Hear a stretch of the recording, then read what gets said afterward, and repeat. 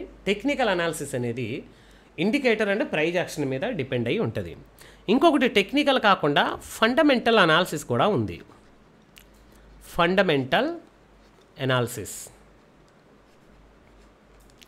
ఇప్పుడు fundamental analysis అనేది ఎలా ఉంటుందో టెక్నికల్ అనాలిసిస్ అనేది ఎలా ఉంటుందో ఒక చిన్న ఎగ్జాంపుల్ చెప్తాను.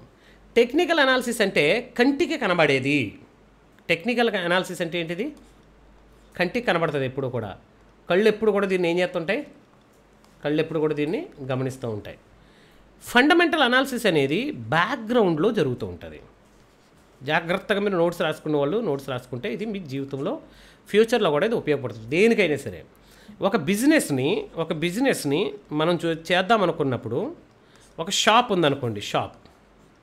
ఆ షాపు ₹1,00,000 ఖర్చు అవుద్ది అనుకుంటాం. ₹1,00,000 డబ్బులుంటే షాప్ వచ్చేస్తుందా? ₹1,00,000 అనేది టెక్నికల్గా మనము ఇది కావాలి. బట్ ఫండమెంటల్గా బేస్ ఏంటి? షాప్ ఎక్కడ పెట్టాలి, ఏ ప్రోడక్ట్లు పెట్టాలి, ఎలాంటి ప్రోడక్ట్లు ఏ టైమింగ్స్లో తీయాలి, దానికి కావాల్సినటువంటి మెటీరియల్, ఇదంతా బ్యాక్గ్రౌండ్లో మనం చాలా వర్క్ చేస్తాం. ఈ బ్యాక్గ్రౌండ్లో జరిగేటువంటి వర్క్ని ఫండమెంటల్ అనాలిసిస్ అంటారు. ఇది స్ట్రాంగ్గా ఉందనుకోండి, మీరు పెట్టేటువంటి 1 lakh సేఫ్గా ఉంటుంది.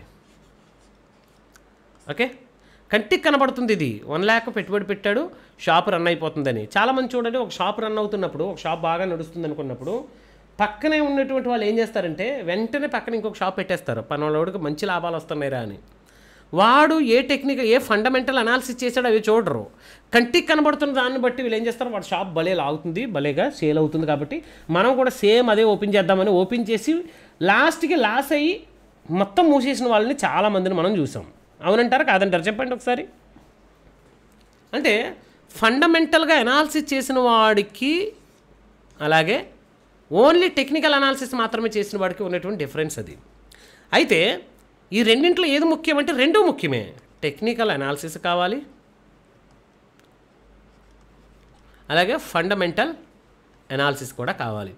ఇప్పుడు ఫండమెంటల్ అనాలిసిస్ అనేది దేనికి కావాలి అంటే స్టాక్స్ లాంటివి ఏవైనా బై చేస్తున్నప్పుడు, స్టాక్స్లో కానివ్వండి, ఐపీఓస్లో కానివ్వండి, ఓకేనా, ఒక కంపెనీలో ఇన్వెస్ట్మెంట్స్ మనం చేద్దాం అనుకున్నప్పుడు కానివ్వండి, దీనికి ఏం చేయాలి? ఫండమెంటల్ అనాలిసిస్ అనేది మోస్ట్ ఇంపార్టెంట్. దీనితో పాటుగా ఈ ఫండమెంటల్ అనాలిసిస్తో పాటుగా టెక్నికల్గా కూడా మనకు ఏమైనా కనబడుతుందా? ఉదాహరణకి ఒక ఎగ్జాంపుల్ మీకు చూపిస్తానండి. మనకు కొన్ని స్టాక్స్ని మనము ఇప్పుడు చూద్దాం. ఫండమెంటల్ అనాలిసిస్కి టెక్నికల్ అనాలిసిస్కి మధ్య ఉన్నటువంటి డిఫరెన్స్ మీకు అర్థం కావాలి. ఇప్పుడు టాటా మోటార్స్ అనేటువంటి ఒక స్టాక్ని నేను చూపిస్తున్నాను, చూద్దాం. ఓకేనా, ఏ స్టాక్ ఎలా ఉందో ఒకసారి చూద్దామండి. 1 day టైం ఫ్రేమ్లో చూపిస్తాను ఒకసారి. ఇది టాటా మోటార్స్ అండి, టీవీఎస్ మోటార్స్ అండి. టీవీఎస్ మోటార్స్ అనేటువంటి స్టాక్ అండి. టెక్నికల్గా ఈ స్టాక్ ఎలాగెళ్తుందండి? టెక్నికల్గా ఈ స్టాకు కంప్లీట్లీ అప్ ట్రెండ్ ర్యాలీలో ఉంది. ఇది ఎలా ఉంది స్టాక్? ఇది ఫుల్లీ ర్యాలీలో ఉంది. రీసెంట్ డేలో కూడా ఇదేమైంది? గ్యాప్ అప్ అయింది. అక్కడ మీకు చూడొచ్చు 60 పాయింట్లు, అంటే 2.24%. అప్రాక్సిమేట్లీ ఇది పైన ఒక 6% వరకు వెళ్ళింది, మళ్ళీ అది కరెక్షన్ అయ్యి 2.24% దగ్గర ఉంది. అంటే టెక్నికల్గా ఇది ఎలా కనబడుతుంది మనకి? అప్ ట్రెండ్లో కనబడుతుంది. ఓకేనా, అలాగనే ఇంకొన్ని స్టాక్స్ కూడా మీకు చూపిస్తాను చూడండి. ఇంకొన్ని స్టాక్స్ కూడా చూపిస్తాను. కొన్ని స్టాక్స్ కిందకి వెళ్దాము. ఇది ఎలా ఉంది చూడండి. హిండాల్కో ఇండస్ట్రీస్ అండి. హిండాల్కో ఇండస్ట్రీస్ టెక్నికల్గా ఎలా ఉంది చెప్పండి ఒకసారి. టెక్నికల్గా ఇది ఎలా ఉంది?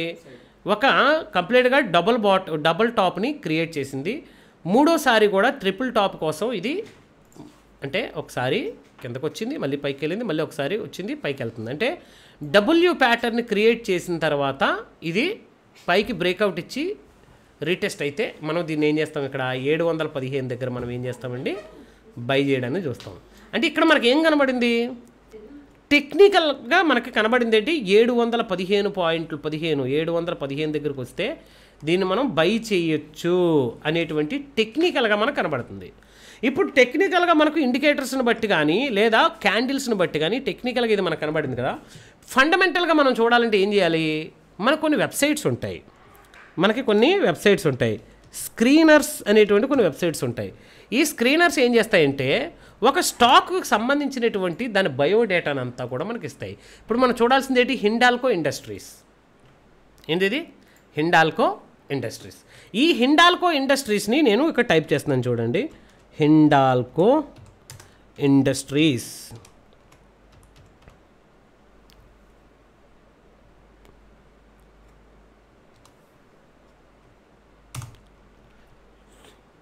హిండాల్కో ఇండస్ట్రీస్. ఓకే, ఈ హిండాల్కో ఇండస్ట్రీస్లో ప్రజెంట్ ఏముంది, మార్కెట్ క్యాపిటల్ 153,000 కోట్లు. దీని క్యాపిటల్, మార్కెట్ క్యాపిటల్ అంత ఇది 153,000 కోట్లు. అంటే లార్జ్ క్యాప్ స్టాక్స్లో ఇది కూడా ఒకటి.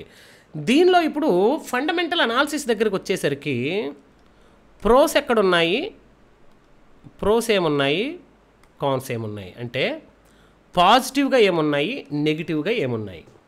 పాజిటివ్గా మనం చూస్తే ఏం కనబట్లా ఇక్కడ. బట్ నెగిటివ్గా చూస్తే కంపెనీ హ్యాస్ లో return equity 13% over last 3 years. అంటే ఎవరైనా హిండాల్కోలో ఇన్వెస్ట్ చేద్దాం అనుకుంటే లాస్ట్ 3 years నుంచి ఇది 13% ఇయర్లీ మనకు ఇచ్చింది. అంటే లాస్ట్ 3 yearsలో 39% రిటర్న్ వచ్చింది. అంటే ₹1,00,000 ఇన్వెస్ట్ చేస్తే 3 సంవత్సరాలకి 39,000 రూపాయలు ప్రాఫిట్ వచ్చింది. ఓకే, అంటే ఫండమెంటల్గా హిండాల్కో కంపెనీ యొక్క స్టాక్ ఎలా ఉంది, రిటర్న్ ఆన్ ఇన్వెస్ట్మెంట్ మీద మీకు కొంచెం వీక్గానే ఉంది. అంటే ఒక స్టాక్ మరీ ఎంతకంటే ఎక్కువ ఎక్స్పెక్టేషన్ పెట్టుకోకూడదు మనం. కానీ ప్రజెంట్ ఉన్నటువంటి పరిస్థితులను బట్టి 13% అనేది పెద్ద ఎక్కువైతే కానే కాదు. ఇప్పుడు దీనితో పాటుగా అదే కేటగిరీలో ఉన్నటువంటి ఇది ఏం చేస్తున్నాం చెప్పండి. ఇప్పుడు మనము ఫండమెంటల్ అనాలిసిస్ చూస్తున్నాం ఇక్కడ. అంటే మనకు టెక్నికల్ అనాలిసిస్ని, ఫండమెంటల్ అనాలిసిస్ని ఎలా చేయాలో మీకు నేర్పిస్తున్నాను ఇక్కడ. టెక్నికల్గా మీరు చూసారు 715కి వస్తేనే కానీ స్టాక్ని మనం ఏం చేయలేము, బై చేయలేము. ఓకేనా, ఇదిలా అయిపోయింది. ఇక్కడ హిండాల్కో లాగే నేషనల్ అల్యూమినియం ఉంది, ఎంఎంపీ ఇండస్ట్రీస్ ఉంది, మ్యాన్ అల్యూమినియం ఉంది, ఆర్ఫిన్ ఇండియా ఉంది, యూరో ప్యానల్ ఉంది, బెహైటీ రీసైక్లింగ్ ఉంది. ఇవన్నీ కూడా వీటి పని ఏంటి, హిండాల్కో కంపెనీ చేస్తున్నటువంటి రిలేటెడ్ బిజినెస్లో ఇవన్నీ చేస్తున్నాయి. ఓకే, ఇప్పుడు కరెంట్ మార్కెట్ ప్రైస్ దీనికి ఎంత ఉంది, 685. ఈ కరెంట్ మార్కెట్ ప్రైస్ అనేది నథింగ్, మనకు అవసరం లేదు. ఇది పెద్ద ఇంపార్టెంట్ అనేది మనకు కాదు. పిఈ రేషియోను మనం చూడాలి. పిఈ రేషియోని చూసినప్పుడు 14 ఉంది. అంటే profit for earning PE ratio National అల్యూమినియంకి 16% ఉంటే, ఎంఎంపీ ఇండస్ట్రీకి 29% ఉంటే, హిండాల్కోకి ఎంత ఉంది, కేవలం 14% మాత్రమే ఉంది. ఇది ఎలా పెట్టేయండి. మార్కెట్ క్యాపిటల్ అంత ఇది, దీనికి పిఈ రేషియో ఎక్కువ ఉంది కదా, దీనికి పిఈ రేషియో తక్కువ ఉంది కదా. అంటే దీని మార్కెట్ క్యాపిటల్ అంత అండి 153,000 కోట్లు. 153,000 కోట్లు. దీని మార్కెట్ క్యాపిటల్ అంతా 1,000 కోట్లు. కాబట్టి దీన్ని కంపేర్ చేసామనుకోండి, ఇది లార్జ్ క్యాప్, ఇది స్మాల్ క్యాప్. కాబట్టి ఇది పెరగడానికి చాలా ఛాన్సెస్ ఉంది. లార్జ్ క్యాపు పెరగడం స్లోగా పెరుగుతుంది, పడడం కూడా స్లోగానే పెరుగుతుంది. తర్వాత డివిడెండ్ ఎంత ఇస్తున్నారు, వీళ్ళంత ఇచ్చారు. తర్వాత ఎన్పి క్వార్టర్ ఎన్ని కోట్లు, నెట్ ప్రాఫిట్ ఎన్ని కోట్లు ఉంది, ఇది 3,000 కోట్లు నెట్ ప్రాఫిట్ వచ్చింది. వీళ్ళకి ఎన్ని కోట్లు వచ్చింది, 11 కోట్లు మాత్రమే వచ్చింది. సో వేరే కంపెనీస్తో పోల్చినప్పుడు హిండాల్కో అనేది ఇన్వెస్ట్మెంట్ పరంగా సేఫ్ అసెట్, చాలా సేఫ్ అసెట్ ఇది. అంటే ఇందులో డబ్బులు పెడితే పక్కాగా మనకు డబ్బులు జీరో అవ్వవు. బట్ మిగిలినటువంటి కంపెనీస్ ఏవైతే ఉన్నాయో వీటిలో మనం డబ్బులు పెట్టినప్పుడు ఈ స్మాల్ క్యాప్ అవసరమైతే ఇది చూడండి, ఇది ఒకటి కొంచెం పర్వాలేదు. నేషనల్ అల్యూమినియం 31,000 కోట్లు ఉంది, నో ప్రాబ్లం. ఇది 1000 కోట్లే ఉంది, ఇది 600 కోట్లు ఉంది, ఇది 660 కోట్లు ఉంది, ఇది 400 కోట్లు ఉంది, ఇది 500 కోట్లు ఉంది, ఇది ఒక 414 కోట్లు ఉంది. అంటే ఇవన్నీ ఏంటి, చిన్న కంపెనీస్ అన్నమాట. ఇవన్నీ కూడా ఏంటంటే ఇవి చిన్న కంపెనీస్. కాబట్టి ఇందులో మనకి సేఫ్టీ తక్కువ ఉంటుంది, రిటర్న్స్ ఎక్కువగానే ఉంటాయి, కానీ మన డబ్బులకి గ్యారంటీ అనేది తక్కువ ఉంటుంది.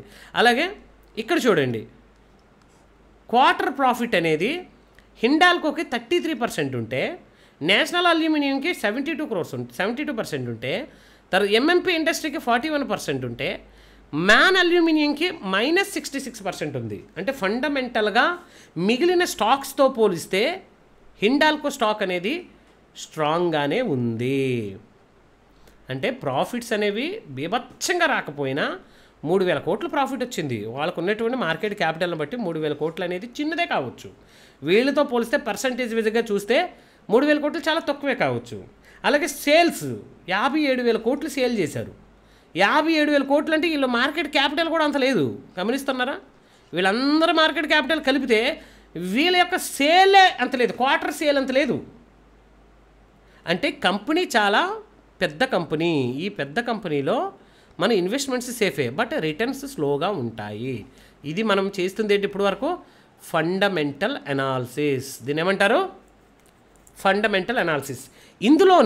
ఇందులోనే మరికొన్ని మనకు కనబడుతుంది చూడండి. ఏంటంటే ఇండస్ట్రీకి సంబంధించినటువంటి డీటెయిల్స్ అన్నీ కూడా ఇందులో మనకు పీర్ ఎలా ఉంది, క్వార్టర్స్ రిజల్ట్స్ ఎలా ఉన్నాయి, ప్రాఫిట్ అండ్ లాస్ ఎలా ఉంది, ఓకే, ఆపరేటింగ్ ప్రాఫిట్ ఎలా ఉంది, తర్వాత బ్యాలెన్స్ షీట్ ఎలా ఉంది. అంటే బ్యాలెన్స్ షీట్ అంటే క్యాష్ ఎంత ఉంది వాళ్ళకి ప్రాఫిట్స్లో, లయబిలిటీస్ ఎంత ఉన్నాయి, అప్పులు ఎంత ఉన్నాయి, క్యాష్ ఫ్లో ఎంత ఉంది, తర్వాత రేషియో ఎలా ఉంటుంది, ఇన్వెస్టర్స్లో ప్రమోటర్స్ దగ్గర వాటా ఎంత ఉంది, ప్రమోటర్స్ పెరుగుతున్నారా తగ్గుతున్నారా.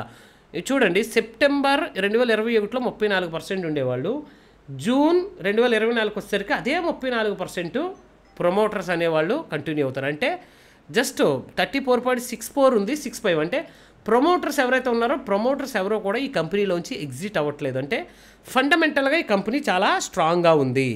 ఎఫ్ఐఎస్ని మీరు చూడండి, 2021లో ఎఫ్ఐఎస్ 25.47% ఉంటే ఇప్పుడు 27.18%. అంటే ఎఫ్ఐఎస్ కూడా వాళ్ళ ఇన్వెస్ట్మెంట్ని పెంచుకుంటున్నారు.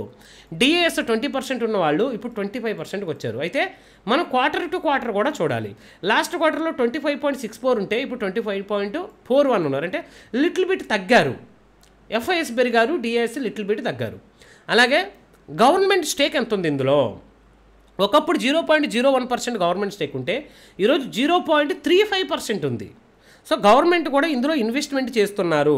పబ్లిక్ ఎంత ఉన్నారు? ఒకప్పుడు 18.9 అంటే 19% ఉంటే ఇప్పుడు 11% ఉన్నారంటే పబ్లిక్ దీని మీద ఇంట్రెస్ట్ చూపించట్లేదు. అదర్స్, పబ్లిక్ కాకుండా ఇంకొంతమంది అదర్స్ ఉంటారు, వాళ్ళ యొక్క స్టేక్స్ ఎలా ఉన్నాయంటే 0.44, ఒకప్పుడు 0.29 ఉండేది 0.44. అంటే మరి share holders, number of share holders ఒకప్పుడు 4,04,000 మంది ఉంటే ఇప్పుడు 6,49,000 మంది షేర్ హోల్డర్స్ ఉన్నారంటే ఇందులో ఉన్న వాళ్ళు ఈ షేర్ హోల్డర్స్ అందరూ కూడా ఒక దగ్గర 100 స్టాక్స్ ఉండొచ్చు, ఒక దగ్గర 1000 స్టాక్స్ ఉండొచ్చు. అంటే ఎంతమంది ఇందులో ఇన్వెస్ట్ చేశారంటే 6,49,551 పాన్ కార్డులు ఇన్వెస్ట్ చేశారనమాట. సో ఇందులో ఇది మీరు చూసేది ఏంటంటే క్వార్టర్లీగా మీరు చూస్తున్నారు, ఇయర్లీగా కూడా మీరు చూడొచ్చు ఇక్కడ, ఓకేనా? ట్రేడ్స్ వేజ్గా కూడా మీరు చూసుకోవచ్చు. ప్రతి దానిని కూడా మీరు ఇందులో మీరు చూసుకోవచ్చు. ఇలా మీకు యాన్యువల్ రిపోర్ట్ ఏంటి, ఫైనాన్షియల్ యాన్యువల్ రిపోర్ట్ ఏంటి, బీఎస్సీలో రిపోర్ట్ ఎలా ఉంది, క్రెడిట్ రేటింగ్స్ ఎలా ఉన్నాయి, ఓకేనా, కాల్స్ ఎలా ఉన్నాయి, ప్రతిదీ కూడా ట్రాన్సాక్షన్ నోట్, పీపీటీ. అంటే లాస్ట్ టైం మీటింగ్ అని కూడా ఆగస్ట్ 2024లో అయింది, వాళ్ళు పీపీటీలో ఏం మాట్లాడారు ఇవన్నీ కూడా చెక్ చేయడాన్ని ఏమంటారంటే ఫండమెంటల్ అనాలిసిస్ అంటారు. ఇప్పుడు ఇది ఎలా ఉందనుకుందాం, ఇప్పుడు స్టాక్ గురించి కాబట్టి ఫండమెంటల్ అనాలిసిస్ చూసామండి. మరి ఇండెక్స్కి ఎలా చూస్తాం మనం? స్టాక్ కాబట్టి ఫండమెంటల్గా అనాలిసిస్ చేసి ఇందులో ఇన్వెస్ట్ చేయాలా లేదండి మనం నిర్ణయం తీసుకుంటాం, ఓకే అండి. మరికొన్ని స్టాక్స్ మీకు చూపిస్తాను చూడండి, మీకు టెక్నికల్గా మీకు చూపిస్తే చూడండి, టెక్నికల్గా మీకు ఏం కనబడుతుంది ఇందులో? ఈ స్టాక్లో ఇది ఇన్వెస్ట్మెంట్ రేషియో అండి. ఇది దాటిన తర్వాత ఇక్కడ మీరు స్టాప్ లాస్ పెట్టుకొని మీరు దీనిలో ఇన్వెస్ట్ చేయొచ్చు. ఏంటిది? క్రాంప్టన్ గ్రీవ్స్ కంపెనీ అండి, గ్రీవ్స్ కాటన్ కంపెనీ, ఓకేనా? ఇది ఇక్కడ మీకు ఇన్వెస్ట్మెంట్లో మీకు నెక్స్ట్ ఏదైతే ఉందో ఇది మీకు సపోర్ట్ తీసుకొని ఎప్పుడైతే మీకు 479 అబౌవ్కి వస్తుందో దీనిలో మీరు ఏం చేయొచ్చు, టెక్నికల్గా మీకు ఒక ట్రేడ్ అనేది మీకు కనబడుతుందండి ఇక్కడ, అంతే కదండి. మీకు అప్పుడు ఇది దీన్ని ఇక్కడ మీరు బై చేశారనుకోండి, మీ స్టాప్ లాస్ ఎక్కడ ఉంటుంది మీ స్టాప్ లాస్. అంటే టెక్నికల్గా ఇది మనకు ఎలా కనబడుతుంది గమనించారు కదా, ఇలా వెళ్ళింది, టెక్నికల్ మీకు ఎలా ఉంది, ఇలా వెళ్ళింది మళ్ళీ ఇలా పైకి వెళ్ళి జస్ట్ రీటెస్ట్ అయ్యి పైకి బ్రేక్అవుట్ ఇచ్చింది అనుకోండి, ఇక్కడ మీరు ఎంట్రీ తీసుకుంటారు, ఇక్కడ ఎస్ఎల్ పెడతారు. ఇదేంటిది? టెక్నికల్గా మీకు ఇండికేటర్స్ కూడా బుల్ సైడ్ చూపిస్తున్నాయి, క్యాండిల్స్ కూడా మీకు బుల్ సైడ్ చూపిస్తారు. ఇది అవుతుంది మీకు టెక్నికల్ అనాలిసిస్. బ్యాక్గ్రౌండ్లో ఏం జరుగుతుంది అనవసరం, మీకు కంపెనీ బ్యాక్గ్రౌండ్లో ఏం జరుగుతుంది అనవసరం. కొన్ని స్టాక్స్ చూడండి, కొన్ని స్టాక్స్ ఎలా వెళ్ళిపోతాయండి, స్మాల్ క్యాప్ స్టాక్స్. ఏమైనా కొన్ని స్టాక్స్ పేర్లు చెప్పండి, ఈ మధ్య బాగా ర్యాలీ అయిపోతున్నటువంటి స్టాక్స్ చూడండి, చెప్పండి ఒకసారి. ఎనీ వన్ స్టాక్ ఏదైనా ఒక స్టాక్ పేరు చెప్పండి, బాగా ర్యాలీ అయిపోయిన స్టాక్. నో బిఈఎల్ మనం చెప్పలేము, ఎందుకంటే బిఈఎల్ అనేది చాలా స్ట్రాంగెస్ట్ కంపెనీ. అవి కాదు, చిన్న స్టాక్స్ చెప్పండి. బిఎల్ఓ, హెచ్ఏఎల్, బిహెచ్ఈఎల్ ఇవన్నీ బిగ్గెస్ట్ కంపెనీస్, ఇవన్నీ large cap companies, small cap, mid cap. Suzlon energy అది కూడా పెద్ద కంపెనీనే, సుజలాన్ వదిలేయండి. సుజలాన్ కూడా పెద్ద కంపెనీనే. Ola electronics sir. Tanla Tanla Ola electronics. Ola okay. Ola రీసెంట్గా వచ్చినటువంటి కంపెనీ అండి, ఓకేనా. రీసెంట్గా వచ్చినటువంటి ఓలా ఎలక్ట్రిక్ మొబిలిటీ చూడండి. ఇది ఐపీఓ ఎంతైతే ఇచ్చిందో అంతలోనే, అంటే ఎక్కడైతే ఐపీఓ ఇచ్చారో అదే చోట ఓపెన్ అయింది. అక్కడి నుంచి ఇంచుమించుగా 60% వరకు మనకు స్టాక్ ఏమైంది, ఇక్కడ ఎంత పర్సెంట్ పెరిగిందో మీరు చూడండి. ఇవన్నీ కూడా మనకు తెలిసి ఉండాలన్నమాట. ఇక్కడి నుంచి స్టాక్ ఎంతవరకు పెరిగిందండి, ఇది అప్రాక్సిమేట్లీ 100% స్టాక్ పెరిగింది. 106% స్టాక్ పెరిగింది, కనబడుతుందా? 81 రూపీస్ అంటే 106% ప్రాఫిట్, అంటే స్టాక్ పెరిగి అక్కడి నుంచి స్టాక్ ఏమవుతుంది, పడుతుంది. అక్కడి నుంచి స్టాక్ ఏమవుతుందండి, పడుతుంది. ఎందుకు స్టాక్ పడుతుంది, కారణం ఏంటి, what is the reason? Stock పడ్డానికి గల కారణం ఏంటి అంటే ప్రాఫిట్ బుకింగ్ అని మనం చెప్పొచ్చు ఈజీగా. ఒక స్టాకు, ఒక కంపెనీ 1 2 3 4 5 6 7 డేస్లో 100% ఇచ్చేసింది రిటర్ను. ఇన్వెస్టర్స్కి డబుల్ అయిపోయింది. 1,00,000 పెడితే 2,00,000 అయిపోయింది. 2,00,000 అయిపోయిన తర్వాత ఒక స్టాక్ కంటిన్యూగా పెరిగినప్పుడు ఆటోమేటిక్గా ఏమొస్తుంది, 20% 30% పెరిగితేనే ప్రాఫిట్ బుకింగ్ వచ్చేస్తుంది. అలాంటిది 100% పెరిగినప్పుడు ప్రాఫిట్ బుకింగ్ వస్తుందా రాదా? ఖచ్చితంగా వస్తుంది. ఇప్పుడు దీనినే మనం ఏం చేద్దామంటే ఓలా ఎలక్ట్రిక్ మొబిలిటీలోకి వెళ్దాం. ఓలా ఏం చేస్తున్నావు నువ్వు?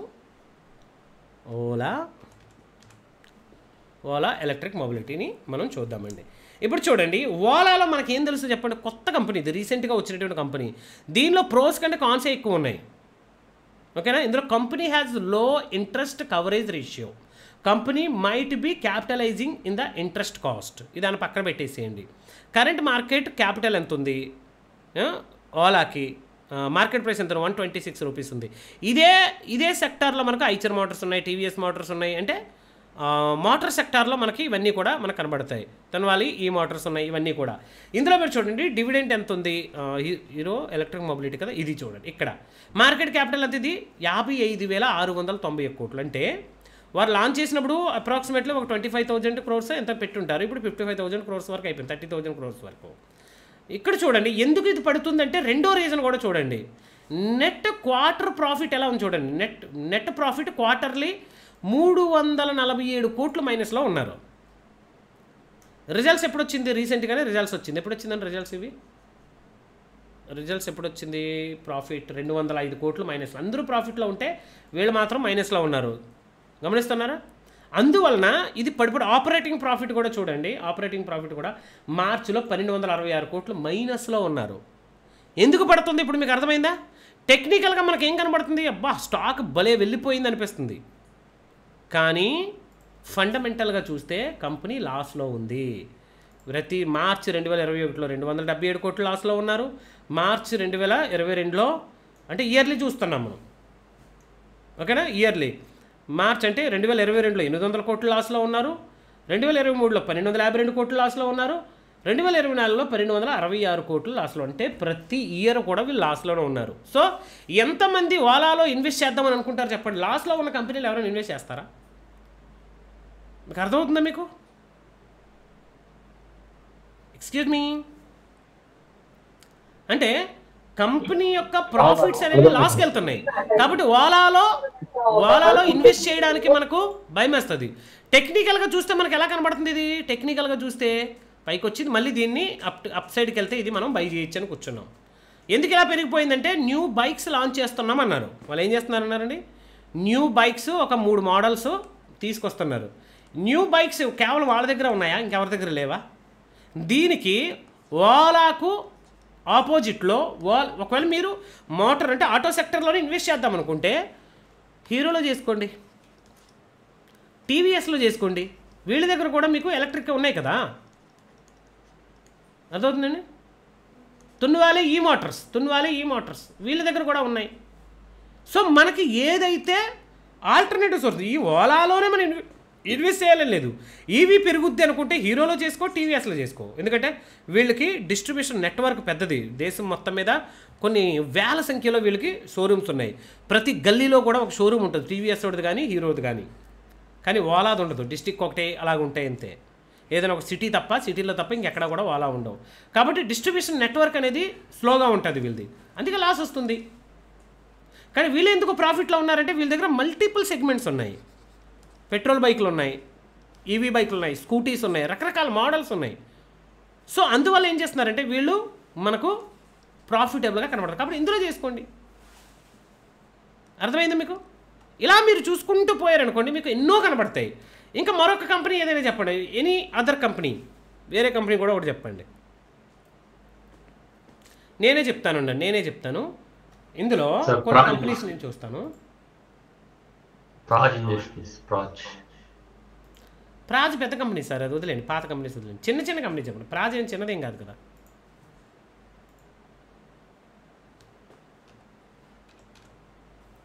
సార్ గాంధార్ ఏమైనా చూస్తారా? Gandhar oil company. Praj industries చూడండి. ప్రాజ్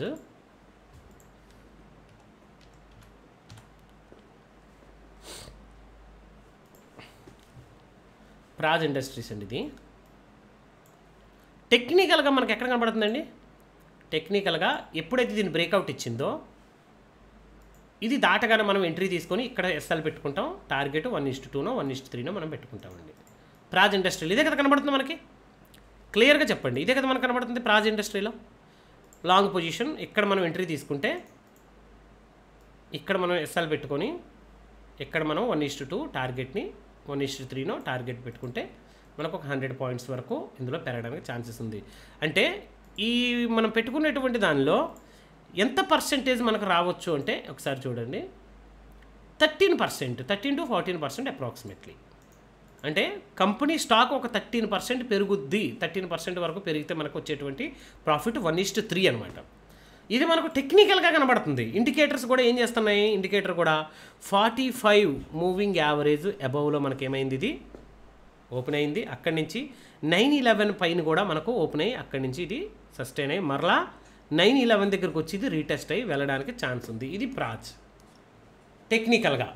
బట్ ఫండమెంటల్గా మనం చూడాలి. ఇప్పుడు ఎక్కడికి వచ్చేయాలి? ఫండమెంటల్గా వచ్చేయాలి. ఫండమెంటల్గా మనం చూసినప్పుడు ప్రాజ్ పరిస్థితి ఏంటి అని కిందకు వస్తే ప్రోస్ ఏమున్నాయి, కాన్స్ ఏమున్నాయి. ఇప్పుడు ప్రాజ్లో ఎవరైనా ఇన్వెస్ట్ చేద్దాం అనుకున్నారనుకోండి, ముందు ప్రోస్ చూస్తారు. Company has delivered good profit growth 35.5% CAGR over last 5 years. అంటే లాస్ట్ 5 yearsలో ఎవరైనా 1 lakh rupees ఇన్వెస్ట్ చేస్తుంటే, లాస్ట్ 5 yearsలో 1 lakh rupees ఇన్వెస్ట్ చేస్తుంటే ఇంటూ 35 అంటే 5 into 35 5 3 15 5 5 25 1.75 1,70,000 అంటే 1,00,000 రూపాయలు ఇన్వెస్ట్మెంట్ చేస్తుంటే 1,75,000 రూపాయలు వచ్చాయి. అంటే ఒక మాటలో చెప్పాలి అంటే 35% CAGRతో గుడ్ ప్రాఫిట్స్ అనేవి ఉన్నాయి. అయితే స్టాక్ మాత్రం 10.9 times బుక్ వాల్యూ కంటే హైలో ట్రేడ్ అవుతూ ఉంది. ఇది ఒక చిన్న నెగిటివ్ పాయింట్ ఉంది తప్ప అంతమించి ఏం లేదు. అందుకే మధ్యలో కరెక్షన్స్ వచ్చినప్పుడు యాడ్ చేసుకుంటూ వెళితే 35.5% CAGR, అట్లీస్ట్ 30% మీకు CAGRలో మీకు గ్రోత్ వచ్చినా మీకు ప్రాబ్లం అనేది ఉండదు. అంటే 3 yearsలో అప్రాక్సిమేట్లీ మీకు డబల్ అయిపోతుంది స్టాక్. అంటే మీ ఇన్వెస్ట్మెంట్ అనేది డబుల్ అవుతుంది.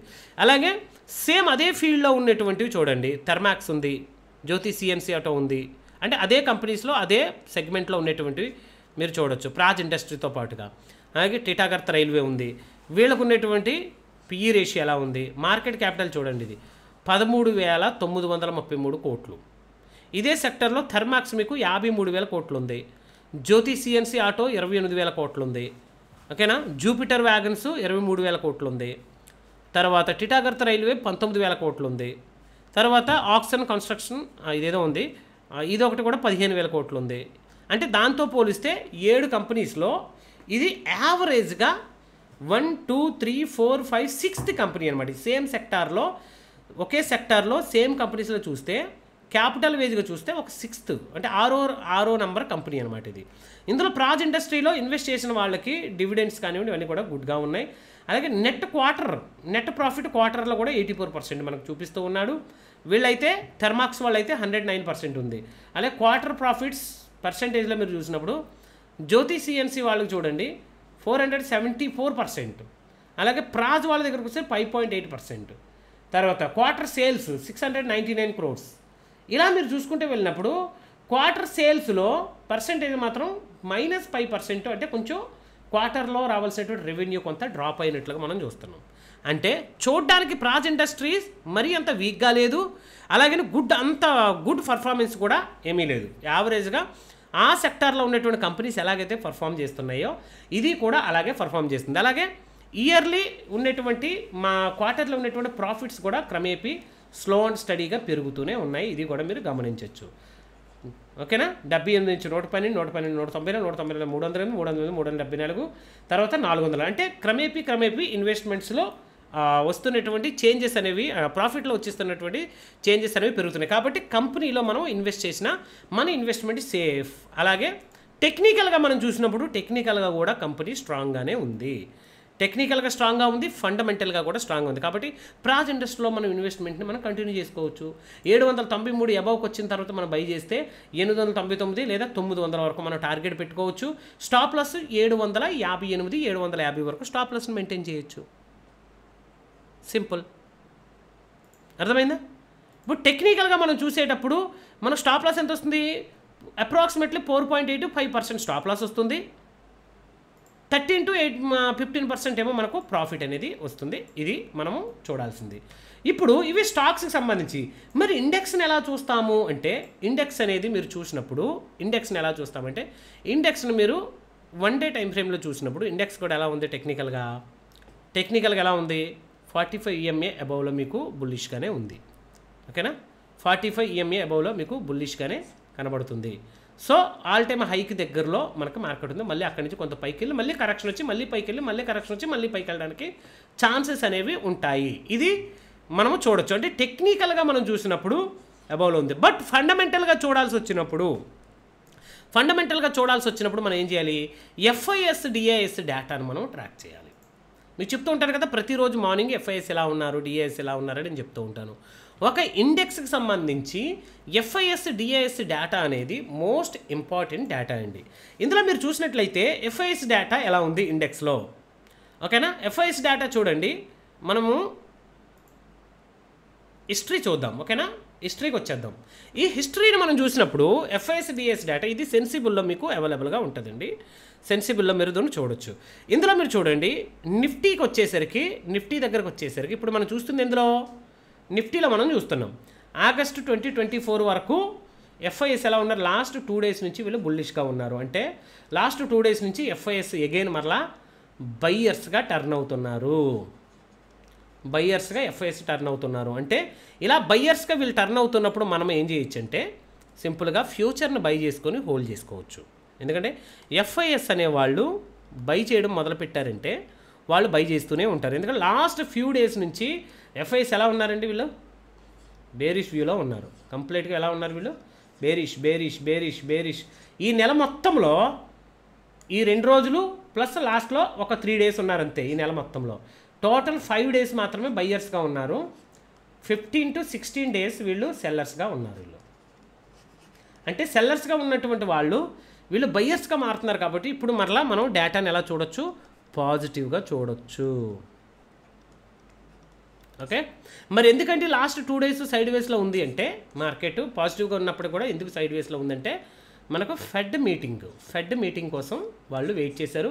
ఫెడ్ మీటింగ్ ఆల్రెడీ అయిపోయింది. మన గిఫ్ట్ నిఫ్టీ కూడా ఇప్పుడు 100 points మనకి గ్యాప్ అప్లో మరి ట్రేడ్ అవ్వడానికి ఛాన్సెస్ కనబడుతుంది. మీరు చూడొచ్చు దీన్ని. గిఫ్ట్ నిఫ్టీ కూడా మీకు చూపిస్తాను. ఇవన్నీ ఏంటంటే టెక్నికల్గా మీరు నేర్చుకోవాల్సినవి అనమాట. ఈ టెక్నికల్గా మీరు చూడండి. ఇప్పుడు గిఫ్ట్ నిఫ్టీ 842 దగ్గర క్లోజ్ అయింది. ఎంతలో క్లోజ్ అయిందండి? 842 దగ్గర క్లోజ్ అయింది.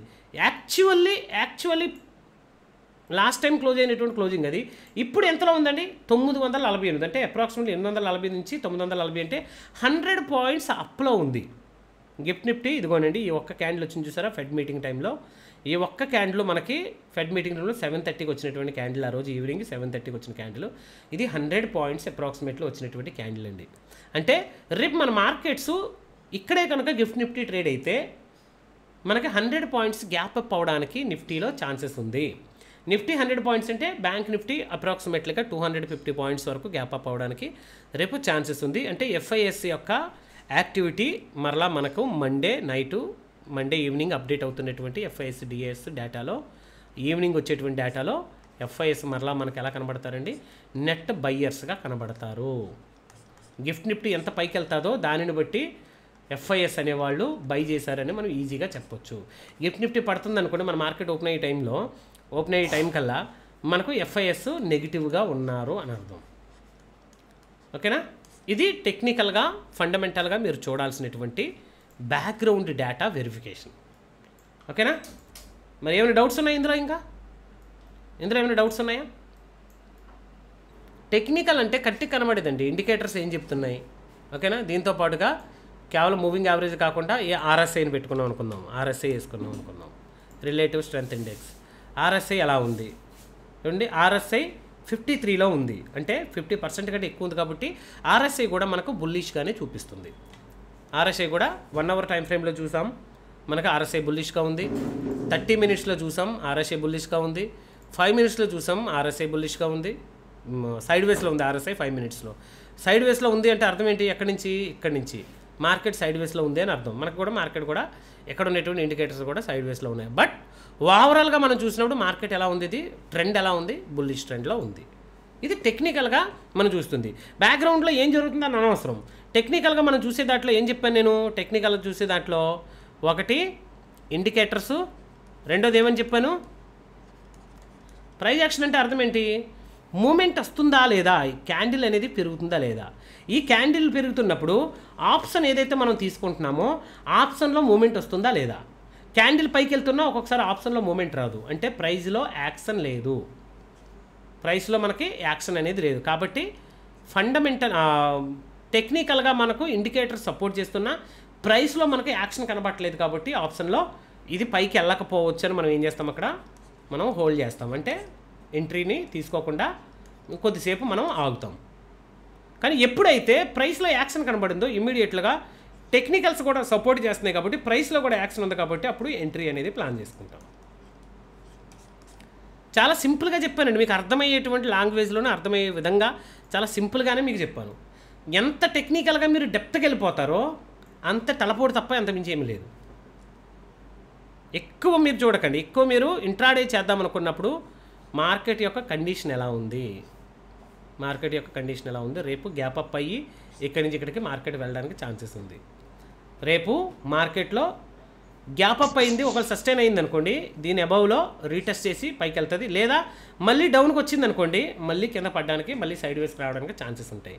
అది ఎఫ్ఐఎస్ డేటా మీద డిపెండ్ అయి ఉంటుంది. కంటిన్యూగా ఎఫ్ఐఎస్ మరి సెల్ చేస్తూ వచ్చారు, లాస్ట్ 2 డేస్ నుంచి మాత్రం ఎఫ్ఐఎస్ బై చేశారు, కంటిన్యూగా డిఏఎస్ మాత్రం బై చేస్తూనే ఉన్నారు. మరి బై చేసిన వాళ్ళు మళ్ళీ సెల్లర్స్గా మారారనుకోండి, ఎఫ్ఐఎస్ ఏమో పెంచుతూ ఉంటారు, డిఏఎస్ ఏమో తగ్గుతూ ఉంటుంది, ఎఫ్ఐఎస్ పెంచుతూ ఉంటారు, డిఏఎస్ తగ్గుతూ ఉంటుంది, ఎఫ్ఐఎస్ పెంచుతూ ఉంటారు, డిఏఎస్ తగ్గుతూ ఉంటారు, అంటే మార్కెట్ మూమెంట్ స్లో అవుతుంది. ఒకేసారి ఎఫ్ఐఎస్ డిఏఎస్ కానీ బయ్యర్స్గా వచ్చారనుకోండి, మనకు మార్కెట్ అనేది ఆ రోజు ఫుల్ ట్రెండీగా మార్కెట్ అనేది మారిపోద్దండి. ఓకే, సో ఇది అర్థమైంది కదా? Any doubt?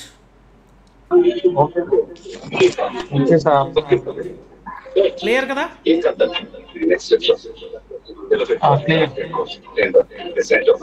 Okay, thank you very much. ఏమైనా డౌట్స్ ఉంటే నాకు పర్సనల్గా మెసేజ్ చేయండి, డౌట్స్ ఏమైనా ఉంటే, లేదా ఇక్కడ అడుగుదాం అనుకుంటే అడగచ్చు. ఓకేనా? మరి రేపు లైవ్ ట్రేడింగ్లో మళ్ళీ మనం చూద్దాం. లైవ్ ట్రేడింగ్లో టెక్నికల్గా ఫండమెంటల్గా స్టాక్స్ని ఎలా ఫండమెంటల్గా చూడాలి మీకు అర్థమైంది కదా. అలాగే టెక్నికల్గా మనం ఇండెక్స్ని ఎలా చూడాలి, main FIS DIS data. FIS బయ్యర్స్గా ఉన్నారనుకోండి, మనకు మార్కెట్ పెరగడానికి 90% ఛాన్సెస్ ఉంటుంది. ఎఫ్ఐఎస్ సెల్లర్స్గా ఉన్నారనుకోండి, కేవలం డిఐఎస్ మాత్రమే మార్కెట్ని పెంచుదామనుకుంటే మార్కెట్ ఒక్కొక్కసారి పెరగచ్చు, కానీ ఎక్కువ శాతము పెరగకపోవడానికి ఛాన్సెస్ ఎక్కువగా ఉంటాయి. పెరగకుండా ఉండడానికే అది ట్రై చేస్తూ ఉంటుంది. కాబట్టి ఈ విషయాన్ని కూడా మనం గమనించాలి. సో ఇంతటితో నేను మీటింగ్